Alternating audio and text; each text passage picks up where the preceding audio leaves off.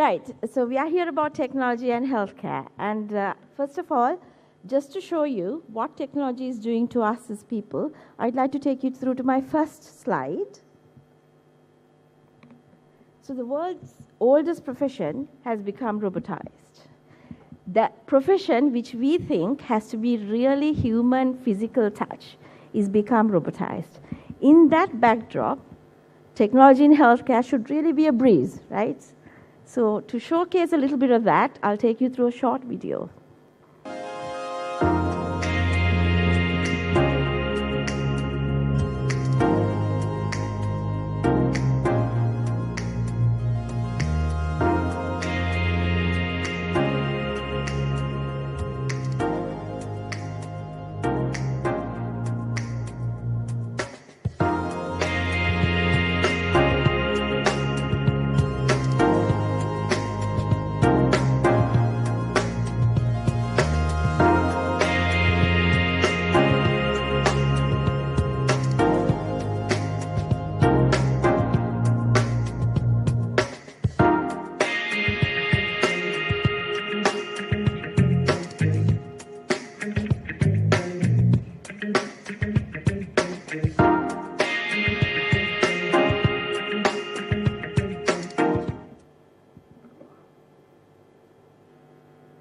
Right, so I'll take you through some 10 technology trends that's coming in globally and disrupting the healthcare.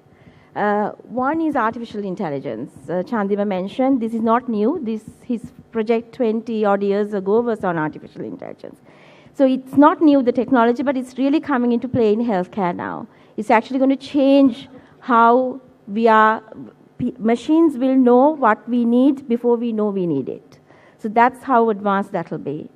And virtual reality. A lot of us have experienced little bits of that, but in virtual reality, you'll be transformed, your experience will be transformed while you go through procedures that was meant to be very difficult in healthcare. And augmented reality is your enhanced reality, is that it's enhanced sense, heightened sense of where you are already. All of this is changing how medical science, healthcare is practiced globally. It's happening. Healthcare trackers, wearables, and sensors, hugely prevalent in Sri Lanka and this region as well. It's changing how we consume healthcare already. It's telling us, okay, your blood sugar is a little high, go and see a doctor. It would tell us, your blood pressure is a little high, go and see a doctor. It would also tell you haven't done your steps today. It also tells you need to go to the gym or whatever and walk and run and all of that because you haven't achieved the targets today. So this is very prevalent in Sri Lanka. It's slowly defining how we consume healthcare today. And medical tricorder. This is going to change how healthcare and physicians and patients and healthcare institutions practice medical science. This is this super technology that will diagnose you, tell you what you need, and define your treatment procedure to go forward. And genome sequencing. This is already prevalent in Sri Lanka as well. We do genetic testing. In this, what we would do is, you would find what this exact person needs and what is genetically predisposed, and it will go on to what we call personalized medicine. So it's no longer you need to take 100 milligrams of this over 5 days to be able to get the result. It's a case of take this medicine 3 times over next 2 weeks, and it will be targeted exactly as you need in the right dose to your physique. Then all of this is changing how drugs are developed in terms of genome sequencing, in terms of all of those sciences are coming in. But additionally, another element that's coming in is there's a lot of simulations coming in terms of clinical trials. So that 10-year trial period that drug companies need are not required anymore to take a product out. What that means is it evolves so fast that your requirement in terms of a medication need is really coming to you today, what may have happened in another 5 years' time. And nanotechnology. This is also prevalent in many industries coming into healthcare. So these tiny little drug delivery systems, it's not going to be that you need an injection that goes through your bloodstream to your to your heart, to your lungs, and then all through the systems to get to one tiny part of your body. These tiny little mini drug delivery systems will walk through the system, not exposing the chemicals to any other system, and go directly and target the place that needs intervention. And robotics, hugely prevalent in the West, already prevalent in India as well. There's one machine also in Sri Lanka, where the robot is programmed to do certain procedures, and is so advanced where certain, in healthcare sometimes, certain procedures we tend to cut corners. Robots don't do that. If you try to attempt to cut, if the clinician tries to do that, they literally throw away all the equipment and just walk away. That's how advanced the robotic surgeries are. And 3D printing. And that's really taking away a lot of problems. In US, this is widely prevalent. We are printing tiny little hearts. We've gone on to print little kidneys, all of those little things that our little human beings need. That became a huge problem in the past, where these transplants and all of those was needed. So that is what's happening globally. So what's happening close to home in Sri Lanka? We are not that far off of technology. We have connected devices. We have all these blood pressure gadgets, quite a few, many other things coming in terms of blood sugar, all of that. You don't need to go to a doctor and sit in front of a doctor and do all of that. That can be done at home by yourself. And cardiac monitoring, that is actually one industry that we also support as well, Pulse. They are bringing in, they are taking away all the problems around ECG and Holter monitoring and all of that, where you had to put all those leads and lie down and wait, and then you wait another 3-4 days to get a report out. That's completely revolutionized. And then e-pharmacies.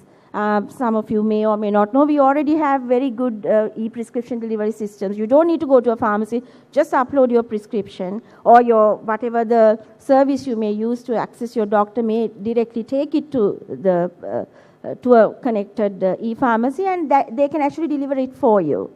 And genetic testing, as I said before, is prevalent here. There are a couple of companies already doing that. Slightly expensive, the solution for our market right now, but there is a market going for that. If you go and get your test self-tested, you would know, I'm going to get, there's a chance, 70% chance of me getting breast cancer when I'm 40 plus. There's a 20% chance of me getting prostate cancer when I'm 50 plus. That's already here.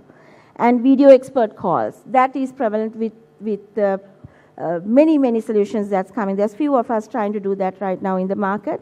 And digital laboratories. Digital laboratories doesn't mean that some robot comes and takes your blood out. That bit happens physically. Everything else is digitalized. You don't actually need to go anywhere to get your report. It can come on your phone, and you can just log into a site and get your reports. And it's all there, all trended, all data, that's all there.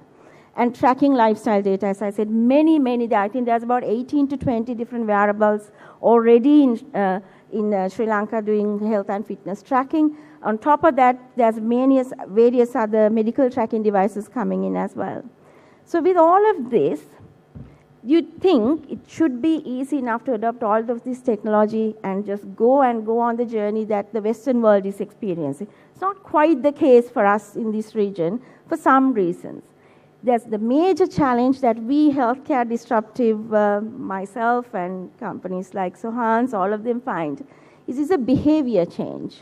So hats off to Zulfa and your company for doing what you're doing, but we would like to challenge that it's for us in healthcare, you have to actually change somebody's behavior of accessing the service.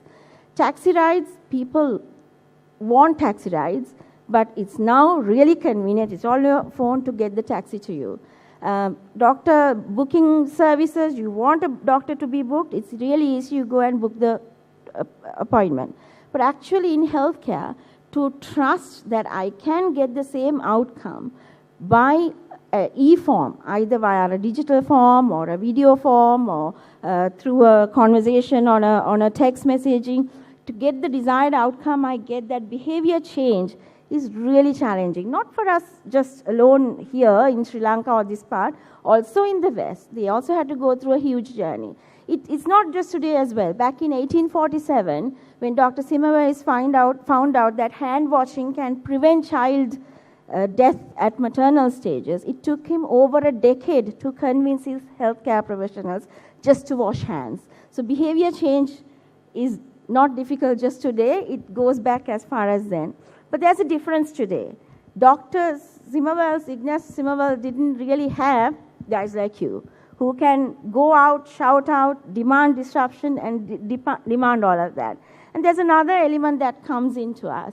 In the Western world, the governance structure is more geared to adapt technologies, and there's all those insurance things, and they support all of that. So the burden of taking the decision by the actual user is slightly taken away in healthcare. But in this part of the world, where the burden of your healthcare is all on you, the decision is all on you as well. Because of that, this disruption is a little difficult for people like us and maybe Sohans and all of those in healthcare. But you can make the change. Because we, founders like us in digital disruptive healthcare technologies, depend on you and the power of social media to go out and experiment this and demand change and make sure our healthcare professionals also adapt to this and guide us through the journey. Thank you very much for listening to